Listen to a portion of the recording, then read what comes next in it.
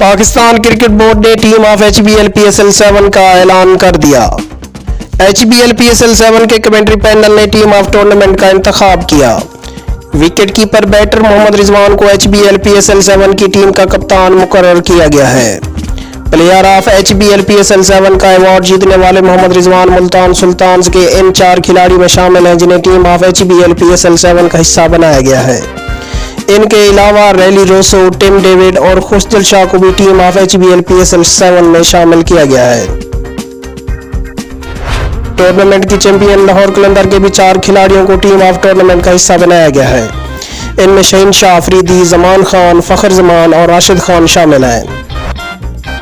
पेशावर ज़ल्मी से शोएब मलिक, इस्लामाबाद यूनाइटेड से शादाब खान और कोयटा ग्लैडिएटर्स से नसीम शाह को टीम ऑफ HBL PSL 7 में शामिल किया गया है, जबकि शान मसूद को 12वें खिलाड़ी की हैसियत से टीम में रखा गया है।